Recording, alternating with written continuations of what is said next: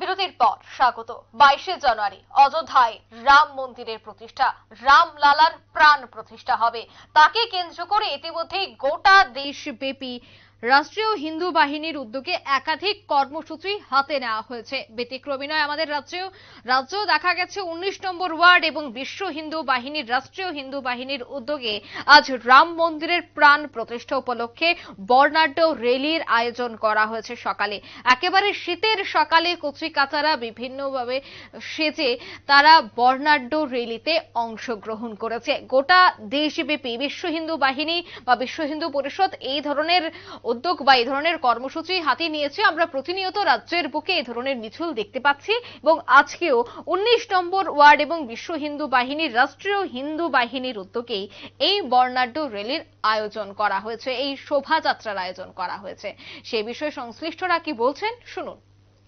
জানুয়ারি অযোধ্যা রাম মন্দিরে শ্রী শ্রী রামচন্দ্রের প্রাণ প্রতিষ্ঠা, রাম মন্দিরে শ্রী শ্রী রামচন্দ্রের প্রাণ প্রতিষ্ঠা উপলক্ষে বিশ্ব হিন্দু বাহিনী, রাষ্ট্রীয় হিন্দু বাহিনী আমাদের এই 19 নম্বর ওয়ার্ডে, আগরতলা পৌর পরিষদের 19 নম্বর ওয়ার্ডে আমাদের মাননীয় কাউন্সিলর কর্পোরেটর ভাস্বতী দেববর্মা এবং আমাদের এখানকার সমস্ত কার্যকর্তা, বিশ্ব হিন্দু বাহিনীর কার্যকর্তাদের সকলের সহযোগিতা নিয়ে আমরা রাম সীতা তাদেরকে নিয়ে গৃহ সম্পর্ক অভিযান শুরু করতে চলছে এবং আমরা আশাবাদী যে বিশ্বের প্রথম সনাতন ধর্মের যারা মূল পথ প্রদর্শক রামচন্দ্রজির মহাসমারোহে 22শে জানুয়ারি অযোধ্যাতে সেই রাম মন্দির আমাদের যশস্বী প্রধানমন্ত্রী নরেন্দ্র মোদীজির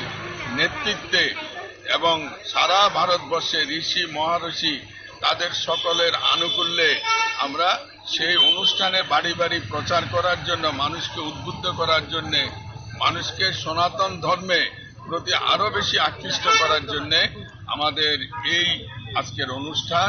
আমরা এক্ষণে ঘরে ঘরে প্রচার অভিযান, জনসম্পর্ক অভিযান শুরু করতে চলছি। যারা অংশ নিয়েছেন তাদেরকে ধন্যবাদ জানাই এবং যারা আজকে এই মহতী উৎসবে বিভিন্ন জায়গায় সারা দেশের প্রান্তে প্রান্তে অংশগ্রহণ করছেন তাদেরকেও প্রণাম এবং শুভেচ্ছা জানাই।